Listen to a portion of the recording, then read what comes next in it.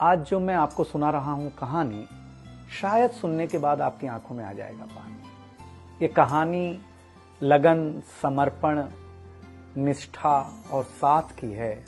ये कहानी जितनी मेरी है उतनी ही आपकी है। इस कहानी का जो मुख्य किरदार है वो हमारे आपके जीवन का आधार है। वो आपके लिए ज्यादा, अपने लिए कम बनी है। हाँ जी, बिल्कुल सही समझ रहे हैं आप।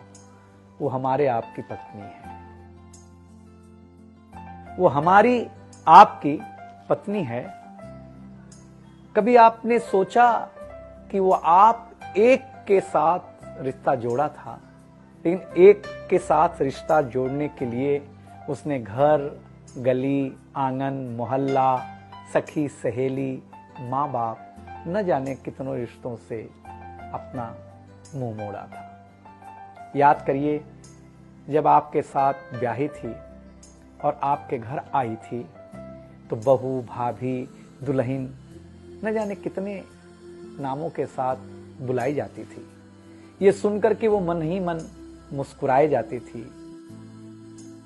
घर के सारे लोग उसी के भरोसे रहते थे। शायद इसीलिए अंग्रेजी में हम उसे हाउसवाइफ कहते थे। कुछ ही दिनों तक उसने दुल्हन होने का आनंद जिया। फिर झाड़ू, पोछा, बर्तन, चूल्हा, चौका, इन सब ने उसको जकड़ लिया।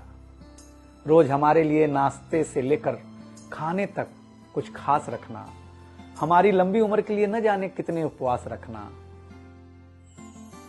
कुछ महीनों बाद किलकारी गूंजी तो सारे खौफ सजे। वो मां बनी तो हम भी बाप बने। जैसे जैसे वो उम्र की सीढ़ियां चढ़ती गई, जैसे जैसे वो उम्र की सीढ़ियां चढ़ती गई, जवाबदारियां कुछ न कुछ रोज बढ़ती गईं। एक तरफ बच्चे पे नजर, दूसरी ओर मैं ऑफिस के लिए लेट न हो जाऊं इस बात का डर। सब कुछ बराबर हो, कुछ रह न जाए, और इस बात पर भी ध्यान कि गैस पर रखा हुआ दूध कहीं बह न जाए। घर वालों की फरमाइशों का चूल्हा जो एक बार चलता, घर वालों की फरमाइशों का चूल्हा जो एक बार जलता, तो कब सुबह, कब शाम, कब रात हो गई उसे पता ही नहीं चलता।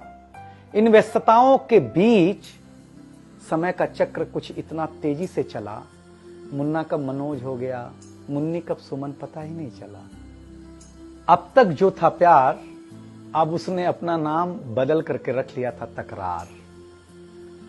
बेटी को लेकर के कहना कि कुछ ज्यादा ही मन बढ़ा रखा है, तुम्हारे प्यार ने इसको सर पे चढ़ा रखा है। अब तो वो मुझे भी देने लगी थी ताना, अब तो वो मुझे भी देने लगी थी ताना, ऑफिस में ही रहा करो ना, 2-4 घंटे के लिए घर के आना।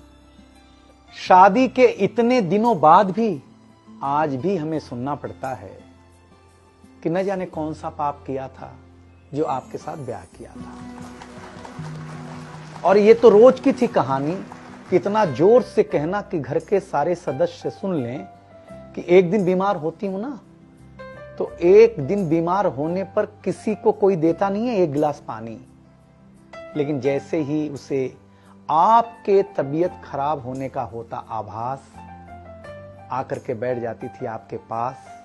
याद तो होगा ना, वो मीठी बातों के साथ माथे पर विक्स लगाना और साथ में कान में यह भी कहना कि कल सुबह अगर अच्छा ना लगे तो फिर ऑफिस मत जाना। लेकिन एक दिन समय ऐसे मोड़ पर ले आता है जहां बदल जाता है जिंदगी का ताना बाना।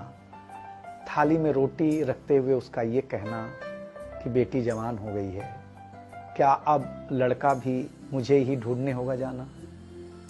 शादी तय हो जाने के बाद 1-1 रुपया जोड़ना, पैसे कम पड़ने पर खुद का कंगन तोड़ना, सब कुछ हो जाएगा मुझे ढाढ़स बढ़ाना, सब कुछ हो जाएगा मुझे ढाढ़स बढ़ाना। विवाह का गीत खुद रोते हुए गाना। याद तो होगा ना आप लोगों को ये गुजरा हुआ जमाना।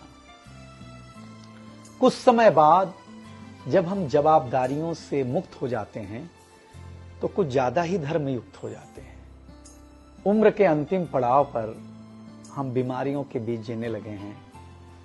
बिना शक्कर की चाय पीने लगे हैं। लेकिन सच ये है कि जब तक हमारी आपकी पत्नी साथ है, चाय मीठी हो न हो, लेकिन जिंदगी में पूरी मिठास है। जबकि पत्नी के बारे में बहुत कम लिखा गया है, हर जगह मां का ही गुणगान है। मैं मानता हूं कि मां महान है, लेकिन आपके जीवन में आपकी पत्नी का भी महत्वपूर्ण योगदान है।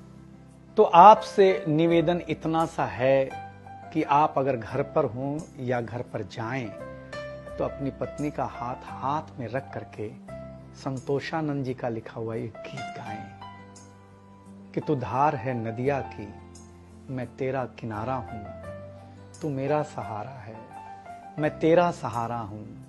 आंखों में समंदर है, आशाओं का पानी है, जिंदगी कुछ भी नहीं, तेरी मेरी कहानी।